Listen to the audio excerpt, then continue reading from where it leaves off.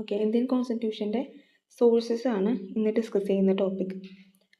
അപ്പം ഏതൊക്കെ കൺട്രീസ്, അതുപോലെ തന്നെ എന്തെങ്കിലും ആക്ട് ഉണ്ടെങ്കിൽ അത് ഏതൊക്കെയാണ് ഇൻഫ്ലുവൻസ് ചെയ്തത് ഇന്ത്യൻ കോൺസ്റ്റിറ്റ്യൂഷൻ, അല്ലെങ്കിൽ ഇൻസ്പയർ ചെയ്തത് എന്നാണ് നമ്മൾ ഡീറ്റെയിൽ ആയിട്ട് നോക്കാൻ പോകുന്നത്.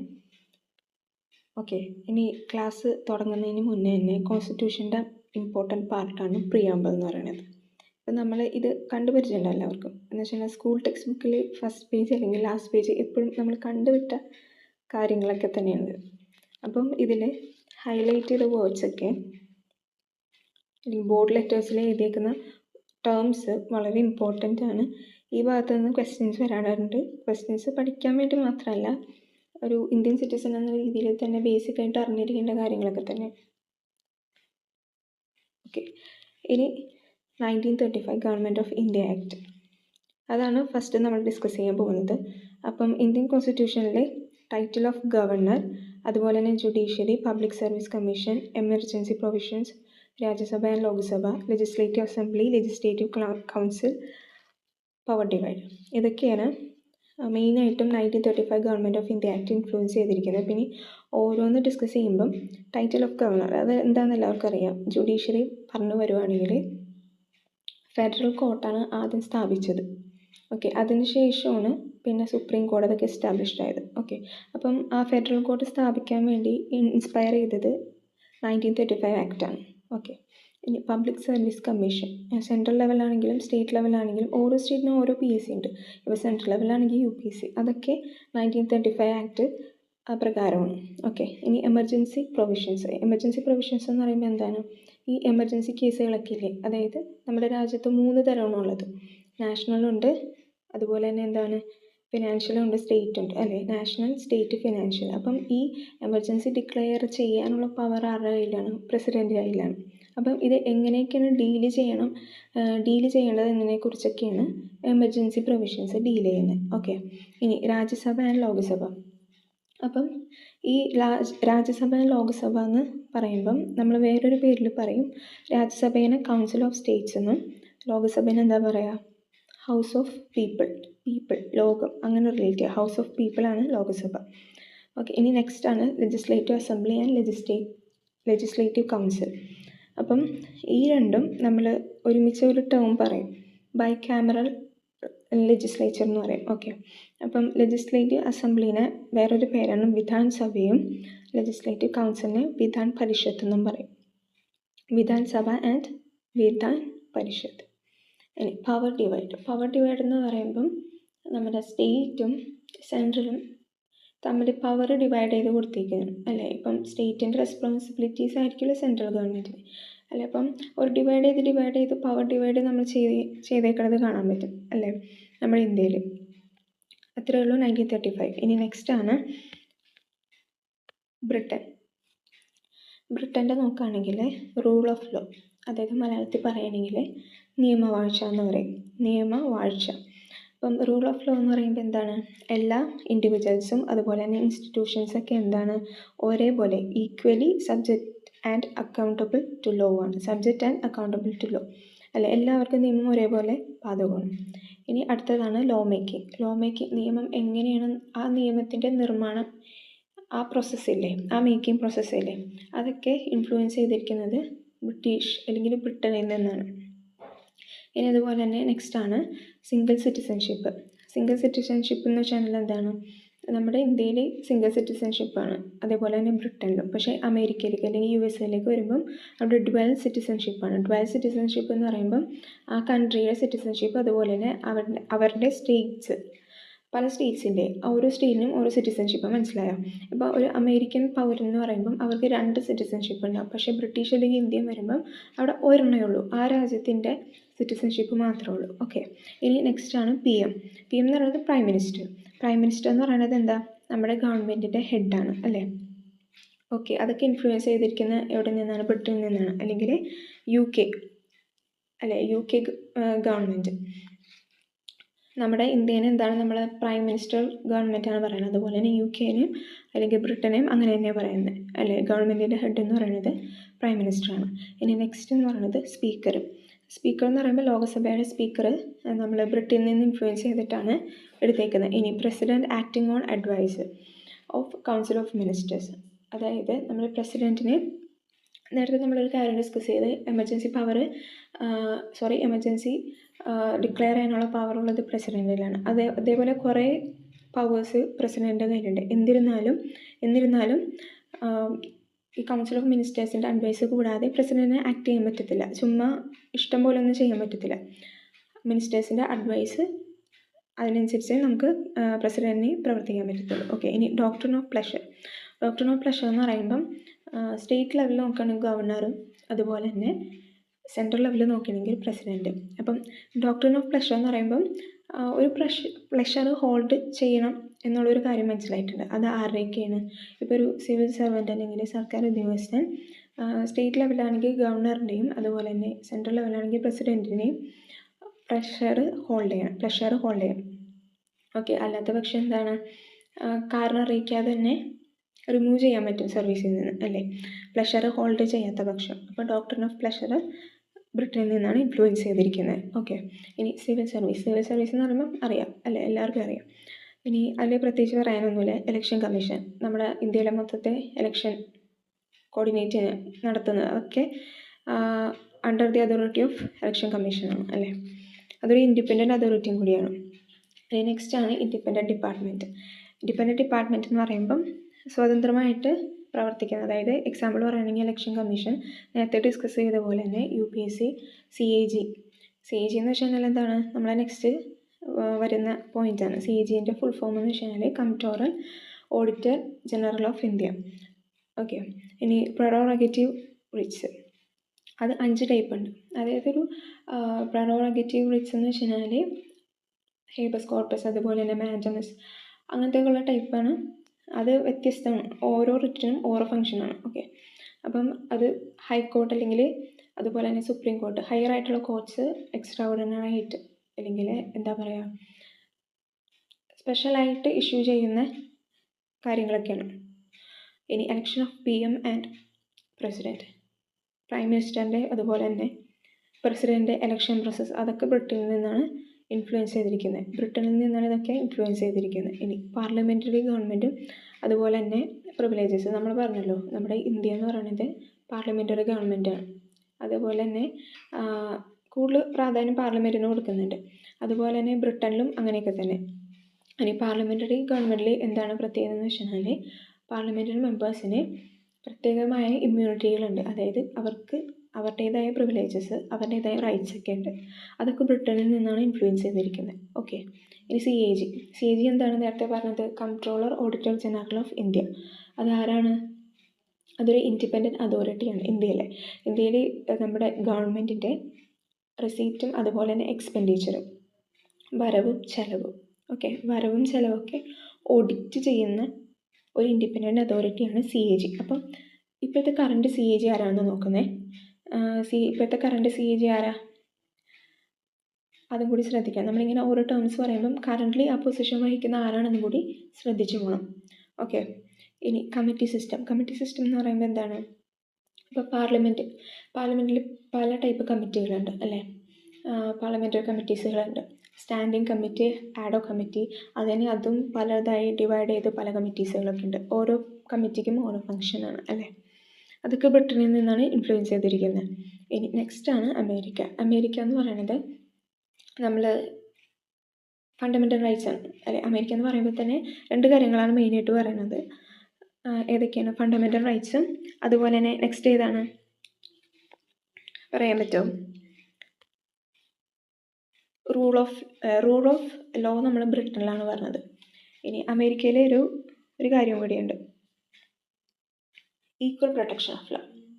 Okay, equal protection of law അത് ഏത് ആർട്ടിക്കിൾ പ്രകാരമാണ്? ആർട്ടിക്കിൾ 14 പ്രകാരമാണ് equal protection of law. Okay, ഇനി ഫണ്ടമെൻ്റൽ റൈറ്റ്സ്. നമുക്ക് ടോട്ടൽ എത്ര ഫണ്ടമെൻ്റൽ റൈറ്റ്സ് ആണുള്ളത്? ഇപ്പോൾ കറൻ്റ് നമുക്ക് 6 ആണ്, അല്ലേ? ആദ്യം നമുക്ക് റൈറ്റ് ഓഫ് പ്രോപ്പർട്ടിയും കൂടി ഫണ്ടമെൻ്റൽ റൈറ്റ്സിൽ ഉൾപ്പെട്ടിരുന്നു. പക്ഷേ അത് റിമൂവ് ചെയ്ത്, അല്ലേ? അത് ഏത് അമെൻമെൻറ്റ് പ്രകാരമാണ് അത് റിമൂവ് ചെയ്തതെന്നും കൂടി ശ്രദ്ധിക്കണം. ഇപ്പോൾ നമുക്ക് കറൻ്റ് എത്ര ഫണ്ടമെൻ്റൽ റൈറ്റ്സ് ആണ്? 6 ആണുള്ളത്. ഓക്കെ, ഇനി നെക്സ്റ്റ് ആണ് ജുഡീഷ്യൽ റിവ്യൂ എന്ന് വെച്ചാൽ എന്താണ്? അല്ലെ? ജുഡീഷ്യറി ചെയ്യുന്ന എന്തൊരു സംഭവമാണെന്ന് മനസ്സിലായി. ജുഡീഷ്യൽ റിവ്യൂ എന്ന് പറയുമ്പോൾ എന്താ? എന്തെങ്കിലും ഒരു ഓർഡർ അല്ലെങ്കിൽ ലോവ്, ഓർഡർ അല്ലെങ്കിൽ ലോ കോൺസ്റ്റിറ്റ്യൂഷനെ വയലേറ്റ് ചെയ്യുന്നുണ്ട് എന്ന് ഉറപ്പിച്ചിട്ടുണ്ടെങ്കിൽ എന്താണ്? ജുഡീഷ്യറി അതിനെ നൾ അല്ലെങ്കിൽ വോയിഡായിട്ട് ചെയ്യും, അല്ലെ? നൾ അല്ലെങ്കിൽ വോയിഡായിട്ട് ഡിക്ലെയർ ചെയ്യും, പ്രഖ്യാപിക്കും. അത് ഏത് പ്രോസസ്സിൽ കൂടിയാണ്? Judicial review. അത് റിവ്യൂ ചെയ്യുമ്പോൾ ആ ലോ അല്ലെങ്കിൽ ഓർഡർ കോൺസ്റ്റിറ്റ്യൂഷനെ വയലേറ്റ് ചെയ്യുന്നതെന്ന് കണ്ടിട്ടുണ്ടെങ്കിൽ ജുഡീഷ്യൽ റിവ്യൂവിൽ എന്ത് ചെയ്യും? ആ ലോ അല്ലെങ്കിൽ ഓർഡർ നൾ അല്ലെങ്കിൽ വോയിഡായിട്ട് പ്രഖ്യാപിക്കും അല്ലെങ്കിൽ ഡിക്ലെയർ ചെയ്യും. ഓക്കെ. ഇനി ഇൻഡിപെൻഡൻറ്റ് ജുഡീഷ്യറി. ഇൻഡിപെൻഡൻറ്റ് ജുഡീഷ്യറി എന്ന് പറയുമ്പോൾ എന്താണ്? നമുക്ക് മെയിനായിട്ട് 3 പാർട്സാണ് അല്ലേ ഗവൺമെൻറ്റിലുള്ളത്. ജുഡീഷ്യറി ഉണ്ട്, എക്സിക്യൂട്ടീവ്, അതുപോലെ തന്നെ ലെജിസ്ലേച്ചർ. അപ്പോൾ ജുഡീഷ്യറി എന്ന് പറയുമ്പോൾ എന്താണ്? ഇൻഡിപെൻഡൻ്റ് ആയിട്ട് വർക്ക് ചെയ്യുന്നത്, അല്ലെ? എക്സിക്യൂട്ടീവിനെയും ആയിട്ട് ബന്ധമില്ല, അതുപോലെ തന്നെ എന്താണ്? ലെജിസ്ലേച്ചർ ആയിട്ടും ബന്ധമില്ല. ഡിപ്പെൻഡൻ്റ് ആയിട്ടല്ല വർക്ക് ചെയ്യുന്നത്. ഓക്കെ. ഇനി റിട്ടൺ കോൺസ്റ്റിറ്റ്യൂഷൻ. അമേരിക്കയുടെ കോൺസ്റ്റിറ്റ്യൂഷൻ്റെ പ്രത്യേകതയാണ് ലോകത്തിലെ, അതായത് world's first modern written constitution. Okay. അപ്പം ആ റിട്ടൺ എന്നുള്ളൊരു ക്യാരക്ടറിസ്റ്റിക് എന്താണ്? നമ്മൾ ഇന്ത്യയിലേക്ക് കൊണ്ടുവരികയാണ്, ഇന്ത്യയിലേക്ക് ഇൻസ്പയർഡായി അല്ലേ? അപ്പോൾ നമ്മുടെ കോൺസ്റ്റിറ്റ്യൂഷൻ എന്താണ്? റിട്ടൺ കോൺസ്റ്റിറ്റ്യൂഷനാണ്, അതുപോലെ തന്നെ റിജിഡ് കോൺസ്റ്റിറ്റ്യൂഷനാണ്. അപ്പോൾ ആ റിട്ടൺ കോൺസ്റ്റിറ്റ്യൂഷൻ അതുപോലെ തന്നെ അമേരിക്കയ്ക്കുണ്ട്, അത് ഓർത്ത് വയ്ക്കാം. ഇനി അടുത്ത ടേമാണ് ഇംപീച്ച്മെൻറ്റ്. ഇംപീച്ച്മെൻറ്റ് എന്ന് വെച്ചാൽ എന്താണ്? പ്രസിഡൻറ്റിൻ്റെയോ അല്ലെങ്കിൽ ചീഫ് ജസ്റ്റിസ് ഓഫ് ഇന്ത്യയുടെയോ അവരുടെയൊക്കെ റിമൂവൽ, അതിനെക്കുറിച്ച് പറയണതാണ് ഇംപീച്ച്മെൻറ്റ് എന്ന് പറയുന്നത്. ഓക്കെ. അതിന് വേണ്ടി യൂസ് ചെയ്യുന്ന ടേമാണ് ഇംപീച്ച്മെൻറ്റ് എന്ന് പറയുന്നത്. Okay. It deals with removal of the president, അതുപോലെ തന്നെ എന്താണ്? Chief justice of India, okay, etcetera. ഇനി നെക്സ്റ്റ് ആണ് വൈസ് പ്രസിഡൻറ്റിൻ്റെ റോൾ ശരിക്കും എന്താണ്? ഒരു റോളും കൂടിയുണ്ട് അല്ലേ? രാജ്യസഭയിൽ എക്സ് ഒഫീഷ്യോ റോളും കൂടിയുണ്ട് അല്ലേ? എക്സ് ഒഫീഷ്യോ ചെയർമാൻ ഓഫ് രാജ്യസഭയാണ്. അപ്പോൾ അത് ഇൻഫ്ലുവൻസ് ചെയ്തിരിക്കുന്ന ഇതിൽ നിന്നാണ്? അമേരിക്കയിൽ നിന്നാണ്. ഓക്കെ. വൈസ് പ്രസിഡൻറ്റിൻ്റെ ex officio chairman of Rajya Sabha എന്ന റോള് അമേരിക്കയിൽ നിന്നാണ് ഇൻഫ്ലുവൻസ് ആയിരിക്കുന്നത്. ഇനി ഞാൻ നേരത്തെ പറഞ്ഞ പോലെ റൂൾ ഓഫ് ലോ ബ്രിട്ടനിൽ നിന്നാണ്. പിന്നെ അതുപോലെ തന്നെ അമേരിക്കയിൽ നിന്ന് ഏതാണ്? Equal protection of law. എന്ന് പറയുമ്പം എന്താണ്? നിയമം എവിടെയായാലും ഒരേപോലെ സംരക്ഷിക്കപ്പെടണം അല്ലേ? ഇവിടെ ഇരിക്കുന്ന ഞാനായാലും എൻ്റെ അപ്പുറത്തിരിക്കുന്ന ആൾക്കായാലും ഒരുപോലെ നിയമം ബാധകമാണ് അല്ലേ? ആ നിയമത്തെ ഈക്വലായിട്ട് പ്രൊട്ടക്റ്റ് ചെയ്യണം അല്ലേ? ചെയ്യപ്പെടേണ്ടതാണ് അല്ലേ? ഓക്കെ. ഇനി രാജ്യസഭ ആൻഡ് സെനേറ്റ് എന്ന് ഞാൻ അങ്ങനെ എഴുതിയെന്ന് വെച്ചാൽ നമ്മുടെ അമേരിക്കയിലെ സെനേറ്റ് എന്ന് പറഞ്ഞാൽ കേട്ട് പരിചയമുണ്ടാവും അല്ലെ? ന്യൂസൊക്കെ കാണുമ്പോൾ അല്ലെങ്കിൽ ന്യൂസൊക്കെ വായിക്കുമ്പം സെനേറ്റ് അങ്ങനെയൊക്കെ കേട്ടിട്ടുണ്ടാവും ആ ടേം അല്ലേ? അപ്പം സെനേറ്റ് എന്ന് വെച്ചാൽ എന്താണ്? അമേരിക്കയിൽ 2 ഹൗസസ് ഉണ്ടാവില്ല ലെജിസ്ലേച്ചറിൽ, അതിൽ ഒരു ഹൗസിൻ്റെ പേരാണ് സെനേറ്റ്. അതുപോലെ തന്നെ എന്താണ്? രാജ്യസഭ എന്ന് പറയുന്നത് നമ്മുടെ ഇന്ത്യയിൽ അല്ലേ ഒരു ഹൗസാണ് അല്ലേ? അപ്പം ആ രാജ്യസഭേനെ ആ ഒരു രീതി എന്ന് പറയുന്നത് ഈ അമേരിക്കയിലെ സെനറ്റിൽ നിന്നും ഇൻസ്പയർഡ് ആയിട്ടാണ്, അല്ലെങ്കിൽ സെനറ്റിൽ നിന്നും ഇൻഫ്ലുവൻസ്ഡ് ആയിട്ടാണ്. ഓക്കെ. ഇനി നെക്സ്റ്റ് കാനഡയിൽ ഫെഡറേഷൻ ഓഫ് സ്റ്റേറ്റ്സ് എന്ന് പറയുമ്പോൾ എന്താണ്? നമ്മുടെ ഇന്ത്യ ഒരൊറ്റ രാജ്യം, പക്ഷേ ആ രാജ്യത്തിനുള്ളിൽ പല പല സ്റ്റേറ്റ്സ് ഉണ്ട് അല്ലേ? ഒരു കൂട്ടമാണ്, സ്റ്റേറ്റ്സിൻ്റെ ഒരു കൂട്ടമാണ്. അപ്പോൾ അത് നമ്മൾ നോക്കുകയാണെങ്കിൽ എന്താണ്? പിന്നെ ക്വാസി ഫെഡറൽ എന്ന് പറയുമ്പം യൂണിറ്ററി ബയാസ്. അപ്പം ഈ കൂട്ടത്തോടെയുള്ള സ്റ്റേറ്റ്സിന് എന്താണ്? ഏകീകരിച്ച് നിന്ന് കൊണ്ടുപോകാൻ വേണ്ടി ഒരു സെൻട്രൽ അതോറിറ്റി അല്ലെങ്കിൽ സെൻട്രൽ പവർ ഉണ്ട് അല്ലേ? അല്ലെങ്കിൽ സെൻട്രൽ ഗവൺമെൻറ് ഉണ്ട്. അതാണ് യൂണിറ്ററി ബയാസ് എന്ന് പറയുന്നത്. ക്വാസി ഫെഡറൽ വിത്ത് യൂണിറ്ററി ബയാസ്. റെസിപ്രോക്കൽ പവേഴ്സ് എന്ന് നോക്കുമ്പം നമുക്ക് ശരിക്കും എത്ര ലിസ്റ്റാണുള്ളത്? 3 ലിസ്റ്റാണ് ശരിക്കും ഉള്ളത് അല്ലേ? ഏതൊക്കെ ലിസ്റ്റാണെന്ന് പറയാൻ പറ്റുമോ? യൂണിയൻ ലിസ്റ്റ്, അതുപോലെ തന്നെ സ്റ്റേറ്റ് ലിസ്റ്റ്, കൺകറൻറ്റ് ലിസ്റ്റ്. അപ്പം ഇമ്പോർട്ടൻസിൻ്റെ അടിസ്ഥാനത്തിൽ നമുക്ക് ഈ 3 ലിസ്റ്റിന് അറേഞ്ച് ചെയ്യണമെങ്കിൽ ആദ്യം വന്നത് യൂണിയൻ ലിസ്റ്റ്, അത് അറിഞ്ഞിരുന്നാൽ മതി. യൂണിയൻ ലിസ്റ്റ്, അത് കഴിഞ്ഞിട്ടാണ് കൺകറൻറ്റ് ലിസ്റ്റ്, അത് കഴിഞ്ഞിട്ടാണ് സ്റ്റേറ്റ് ലിസ്റ്റ്. ഈ ലിസ്റ്റൊക്കെ എന്തിനാണ്? ഈ ലിസ്റ്റിൽ പല മാറ്റേഴ്സ് ഉണ്ട്, പല സബ്ജക്റ്റുകളുണ്ട്. അതിൽ ഏതിലൊക്കെ യൂണിയൻ ഗവൺമെൻറ്, അതായത് നമ്മുടെ സെൻട്രൽ ഗവൺമെൻറ്റിന് ഇടപെടാം, സ്റ്റേറ്റ് ഗവൺമെൻറ്റിന് ഇടപെടാം, 2 ഗവൺമെൻറ്റിന് ഇടപെടാം, അങ്ങനെയുള്ള മാറ്റേഴ്സൊക്കെ. ഓക്കെ. ഇനി റെസിപ്രോക്കൽ പവർ എന്ന് വെച്ചാൽ എന്താണ്? ഈ 3 ലിസ്റ്റിലും പെടാത്ത ഒരു മാറ്റർ അല്ലെങ്കിൽ മാറ്റേഴ്സ്. ഓക്കെ. അതിന് എക്സാമ്പിളാണ് സൈബർ ലോ. ഓക്കെ. ഇനി അടുത്ത ടേമാണ് ഗവർണർ. ഗവർണർ എന്ന് വെച്ച് കഴിഞ്ഞാൽ എന്താണ്? ഒരു സ്റ്റേറ്റിൻ്റെ ഹെഡാണ് അല്ലേ? ഓരോ സ്റ്റേറ്റിലും ഓരോ ഗവർണറാണ്. അപ്പം നമ്മുടെ സ്റ്റേറ്റിലിരിക്കുന്ന ഗവർണർ സെൻട്രൽ ഗവൺമെൻറ്റിനെ റെപ്രസെൻറ്റ് ചെയ്തായിരിക്കും ഇരിക്കുന്നത് അല്ലേ? ഇനി അടുത്ത ടേമാണ് advisory jurisdiction of supreme court. അത് നമ്മൾ ഒരു കാര്യം ആലോചിക്കുക. അഡ്വൈസറി എന്ന് പറയുമ്പോൾ തന്നെ എന്താണ്? അഡ്വൈസാണ്. എന്തോ ഒരു അഡ്വൈസ് കൊടുക്കണമെന്ന് മനസ്സിലായി, അത് മൈൻഡിൽ വെക്കുക. ഇപ്പോൾ പ്രസിഡൻറ്റിൻ്റെ കേസിൽ പ്രസിഡൻറ്റ് ചില മാറ്റേഴ്സിന് ഹെൽപ്പ് വേണം അല്ലെങ്കിൽ അഡ്വൈസ് വേണമെങ്കിൽ സുപ്രീം കോർട്ടിനെ സമീപിക്കാറുണ്ട് ഇല്ലേ? ആ ഒരു കാര്യത്തിൽ, ആ ഒരു കേസിൽ സുപ്രീം കോടതി എന്ത് ചെയ്യും? സുപ്രീം കോർട്ട് വേണ്ടുന്ന അഡ്വൈസ് അല്ലെങ്കിൽ അസിസ്റ്റൻസ് കൊടുക്കും. അപ്പോൾ ആ അഡ്വൈസ് കൊടുക്കുന്നത് ആ ഒരു സംഭവത്തിന് നമ്മൾ അഡ്വൈസറി ജുറിസ്ഡിക്ഷൻ എന്ന് പറയുന്നത്. അതുപോലെ തന്നെ ബാക്കിയുള്ള കോൺസ്റ്റിറ്റ്യൂഷണൽ ബോഡീസ് ആയാലും അല്ലെങ്കിൽ ലോവർ കോർട്ട്സ് ആണെങ്കിലും അസിസ്റ്റൻസ് വേണമെങ്കിൽ ഹെൽപ്പ് വേണം ഇല്ലെങ്കിൽ അഡ്വൈസ് വേണമെന്നും പറഞ്ഞ് സുപ്രീം കോടതിനെ സമീപിക്കാറുണ്ട്. ആ ഒരു ക്യാരക്ടർ മനസ്സിലായി. സുപ്രീം കോടതിക്ക് മാത്രമല്ല കേട്ടോ അഡ്വൈസറി ജുറിസ്ഡിക്ഷൻ ഉള്ളത്, അതും കൂടി ശ്രദ്ധിക്കേണ്ടതാണ്. പിന്നെ നെക്സ്റ്റ് അടുത്ത കൺട്രിയാണ് ജർമ്മനി എന്ന് പറയുന്നത്. അപ്പം ജർമ്മനിയിൽ എന്തൊക്കെ കാര്യങ്ങളും നമ്മൾ ഇന്ത്യൻ കോൺസ്റ്റിറ്റ്യൂഷനിൽ ഇൻസ്പയർഡ് ആയിട്ട് എടുത്തേക്കെന്ന് നോക്കണമെങ്കിൽ എമർജൻസി ഫണ്ടമെൻ്റൽ റൈറ്റ്സ് ബാൻ എന്ന് പറഞ്ഞ് ഞാൻ എഴുതിയിട്ടുണ്ട്. അതെന്താണ് കാര്യം എന്ന് വെച്ച് കഴിഞ്ഞാൽ എമർജൻസി ടൈമിലൊക്കെ എമർജൻസി കേസുകളുടെ ടൈമിൽ അല്ലെങ്കിൽ എമർജൻസി ഡിക്ലെയർ ചെയ്യുന്ന ടൈമിൽ ഫണ്ടമെൻ്റൽ റൈറ്റ്സ് എല്ലാം ബാനാവും അല്ലേ? അത് നമ്മൾ ഇന്ത്യയിലും നമുക്ക് പല എമർജൻസി ടൈമുകൾ ഉണ്ടായിട്ടുണ്ട്. അത് ഏതൊക്കെ ഇയർ ആണെന്ന് നമ്മൾ നോക്കണം. അത് ഓർത്തിരിക്കേണ്ട ഒരു കാര്യമാണ്. അതൊരു അസൈൻമെൻ്റ് എന്ന പോലെ നിങ്ങൾ ഞാൻ പറഞ്ഞ കാര്യങ്ങൾ സെർച്ച് ചെയ്ത് നോട്ട് ചെയ്ത് വയ്ക്കാം, ഓർത്ത് വയ്ക്കാം. അപ്പം ജർമ്മനിയിൽ ഞാൻ എഴുതിയേക്കുന്നത് എമർജൻസി ഫണ്ടമെൻ്റൽ റൈറ്റ്സ് ബാൻ എന്ന് എഴുതിയിട്ടുണ്ട്. അപ്പം നമ്മുടെ ഇന്ത്യയിൽ എമർജൻസി കേസുകളൊക്കെ എമർജൻസി ഡിക്ലെയർ ചെയ്യുമ്പം ഫണ്ടമെൻ്റൽ റൈറ്റ്സൊക്കെ എല്ലാം ബാനാകും. അപ്പം പക്ഷേ നമുക്കൊരു എക്സെപ്ഷൻ ഉണ്ട്. ആർട്ടിക്കിൾ 21, അതായത് right to life and personal liberty, അത് മാത്രം എന്താണ് ബാനാവില്ല. സൗത്ത് ആഫ്രിക്കയിൽ എന്താണ് റെപ്രസെൻറ്റേഷൻ ബേസ്ഡ് ഓൺ പോപ്പുലേഷൻ. അതായത് നമുക്ക് ഇന്ത്യയിൽ നമ്മൾ ഇലക്ഷനൊക്കെ നിൽക്കുമ്പോൾ അല്ലെങ്കിൽ ഓരോ മെമ്പേഴ്സൊക്കെ എലക്റ്റഡ് ആയിട്ടൊക്കെ പോവില്ലേ പാർലമെൻറ്റിലൊക്കെ, അതെങ്ങനെയാണ്? ഓരോ മണ്ഡലത്തിൽ നിന്നാണ് അല്ലേ? ആ പോപ്പുലേഷനെ റെപ്രസെൻ്റ് ചെയ്താണ് ആ ഒരു സ്ഥാനാർത്ഥി അല്ലെങ്കിൽ ആ ഒരു കാൻഡിഡേറ്റ് നിൽക്കുന്നത്. അങ്ങനെ വോട്ട് മെജോറിറ്റി കിട്ടുന്ന ആൾ ജയിച്ച് അങ്ങനെ മെമ്പറായിട്ട് പാർലമെൻറ്റിലേക്ക് വിഷയങ്ങൾ അവതരിപ്പിക്കുക, നമുക്ക് വേണ്ടി സംസാരിക്കുക, അങ്ങനെയൊക്കെ ചെയ്യില്ലേ? അതൊക്കെ സൗത്ത് ആഫ്രിക്കയിൽ നിന്നാണ് നമുക്ക് ഇൻസ്പയർഡ് ആയിട്ടുള്ളത്. പിന്നെ അടുത്തതാണ് ഫ്രാൻസ് നമുക്ക് നോക്കാനുള്ളത് ഫ്രീഡം, ഇക്വാലിറ്റി, ഫ്രട്ടേണിറ്റി, സ്വാതന്ത്ര്യം, സമത്വം, സാഹോദര്യം. ഓക്കെ, അത് ഓർത്ത് വയ്ക്കുക. ഇനി നെക്സ്റ്റ് കൺട്രിയാണ് അയർലൻഡ്.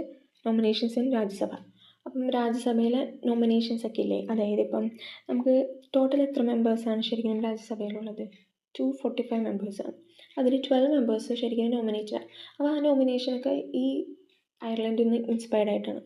അതായത് ആർട്ട്, അതുപോലെ തന്നെ കൾച്ചർ, അങ്ങനെ പല പല ഫീൽഡുകൾ, സയൻസ്, അങ്ങനെ ഓരോ ഫീൽഡിൽ നിന്ന് എക്സ്പേർട്ടായിട്ടുള്ള ആളുകളിൽ നിന്ന് നമ്മൾ നോമിനേറ്റ് ചെയ്യാറുണ്ട് അല്ലേ? അതുപോലെ തന്നെ സമൂഹത്തിന് കോൺട്രിബ്യൂട്ട് ചെയ്ത ആളിൽ നിന്നും നോമിനേറ്റ് ചെയ്യാറുണ്ട്. അതൊക്കെ പ്രസിഡൻ്റാണ് ശരിക്കും നോമിനേഷൻസിന് ഇതെടുക്കുന്നത് അല്ലേ, മുൻകൈ ഇനീഷ്യേറ്റ് ചെയ്യുന്നത്. അപ്പം അതൊക്കെ എന്താണ് അയർലൻഡിൽ നിന്നും ഇൻസ്പയർഡ് ആയിരിക്കുന്നതാണ്. ഇനി അടുത്ത കൺട്രിയാണ് Japan. Procedure established by law. അതായത് എന്താണ്? ഒരു ലോ വാലിഡാണെന്ന് പറയുന്നത് എപ്പോഴാണ്? ലീഗൽ പ്രോസസ്സിൽ കൂടി എന്താണ് കറക്റ്റായിട്ട് പോയി, പിന്നെ അത് ലെജിസ്ലേച്ചർ അത് പാസ്സാകുമ്പോഴാണ് ആ ലോ വാലിഡാണെന്ന് പറയാൻ പറ്റുക. കറക്റ്റായ ലീഗൽ പ്രോസസ്സിൽ കൂടി പോയി ലെജിസ്ലേച്ചർ അത് പാസ്സാക്കി വരുമ്പോഴാണ് അത് വാലിഡ് ആകുന്നത് അല്ലേ? അപ്പം ആ സംഭവങ്ങളൊക്കെ എന്താണ് നമ്മൾ ജപ്പാനിൽ നിന്നാണ് ഇൻസ്പയർഡ് ആയിട്ടിരിക്കുന്നത്. അപ്പം പിന്നെ അടുത്ത് പറഞ്ഞത് ഫണ്ടമെൻ്റൽ ഡ്യൂട്ടീസ്. നമുക്ക് ടോട്ടൽ എത്ര ഫണ്ടമെൻ്റൽ ഡ്യൂട്ടീസാണുള്ളത്? 11 ആണ് ഉള്ളത്. 11 ഫണ്ടമെൻ്റൽ ഡ്യൂട്ടീസാണുള്ളത്. ഫണ്ടമെൻ്റൽ റൈറ്റ്സ് എത്ര എണ്ണമുണ്ട്? 6 ആണുള്ളത്. ഓക്കെ, അത് ഓർത്ത് വയ്ക്കാം. നെക്സ്റ്റാണ് USSR. USSR എന്ന് പറയുമ്പം കറണ്ട് റഷ്യ. ഇപ്പോഴത്തെ റഷ്യയാണ് നമ്മൾ USSR എന്ന് പറയുന്നത്. ഓക്കെ, അപ്പോൾ ഫണ്ടമെൻ്റൽ ഡ്യൂട്ടീസ് ജപ്പാനിലും പറഞ്ഞ് അതുപോലെ തന്നെ USSRലും പറഞ്ഞ് ഓർത്ത് വയ്ക്കാം. നെക്സ്റ്റാണ് planning commission. Okay, planning commission എന്ന് പറയുമ്പം 1930 1930 നമുക്ക് പ്ലാനിംഗ് കമ്മീഷൻ ഇന്ത്യയിൽ വരുന്നത് അത് എക്സ്റ്റാബ്ലിഷ് ആകുന്നത്. ഇപ്പോൾ ഒരു 2014 വരെയാണ് നമുക്ക് പ്ലാനിംഗ് കമ്മീഷൻ ഉണ്ടായിരിക്കുന്നത്. 2015 ആകുമ്പോൾ അതൊരു നീതി ആയോഗമായിട്ട് മാറി അല്ലേ. അപ്പം 2014 വരെയാണ് നമുക്ക് പ്ലാനിംഗ് കമ്മീഷൻ ഉണ്ടായെന്ന് പറഞ്ഞു. അപ്പം നമുക്ക് ടോട്ടൽ ശരിക്കും 5 ഇയർ പ്ലാനൊക്കെ അതൊക്കെയാണല്ലോ. പ്ലാനിംഗ് കമ്മീഷൻ്റെ കീഴിലാണ് 5 ഇയർ പ്ലാൻ വന്നത്. അപ്പം എത്ര 5 ഇയർ പ്ലാൻ ഉണ്ടായിട്ടുണ്ട് നമുക്ക് 2014 വരെ? എത്ര പ്ലാൻ ഉണ്ടായിട്ടുണ്ട്? 5 ഇയർ പ്ലാൻസ് നമുക്ക് 12 എണ്ണമാണ്. 12 നമ്പേഴ്സാണുള്ളത്. ഓക്കെ, 12 നമ്പേഴ്സ് ഓഫ് 5 ഇയർ പ്ലാൻസാണ് നമുക്ക് ഉണ്ടായിരിക്കുന്നത്. ഓക്കെ, ഇനി ലാസ്റ്റത്തെ പോയിൻ്റാണ് സോഷ്യൽ, ഫിനാൻഷ്യൽ, പൊളിറ്റിക്കൽ ജസ്റ്റിസ്. അതായത് സാമൂഹികമായും സാമ്പത്തികമായും അതുപോലെ തന്നെ രാഷ്ട്രീയപരമായിട്ടുള്ള നീതി. ഓക്കെ, ഇത്രയേ ഉള്ളൂ നമുക്ക് ഓർത്ത് വയ്ക്കാൻ. USSR ഡിസ്കസ് ചെയ്തു, അതുപോലെ തന്നെ Japan, Ireland, France, South Africa, Germany, അതുപോലെ തന്നെ കാനഡ, അമേരിക്ക, പിന്നെ ബ്രിട്ടൻ.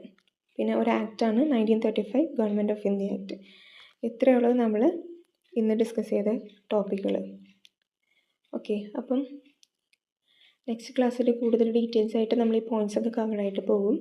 സോ നിങ്ങളുടെ സപ്പോർട്ടൊക്കെ വേണം. നിങ്ങളുടെ സപ്പോർട്ട് ലൈക്കായിട്ടും അതുപോലെ തന്നെ സജഷൻസൊക്കെ എന്തെങ്കിലും ഉണ്ടെങ്കിൽ, റെക്കമെൻഡ് ചെയ്യാൻ എന്തെങ്കിലുമൊക്കെ ഉണ്ടെങ്കിൽ അതുപോലെ കമൻ്റായിട്ട് അറിയിക്കുക. അതുപോലെ തന്നെ ഷെയർ ചെയ്യുക, സബ്സ്ക്രൈബ് ചെയ്യുക, അങ്ങനത്തെയൊക്കെ ചെറിയ ചെറിയ കാര്യങ്ങളൊക്കെ ചെയ്ത് സപ്പോർട്ട് ചെയ്യുക. എന്നാലും മാത്രമേ ചാനൽ മുന്നോട്ട് കൊണ്ടുപോകാൻ പറ്റുള്ളൂ. എന്നാലും എനിക്ക് വീഡിയോസ് ചെയ്യാൻ വേണ്ടി ഒരു സപ്പോർട്ട് കിട്ടത്തുള്ളൂ. Okay, thank you.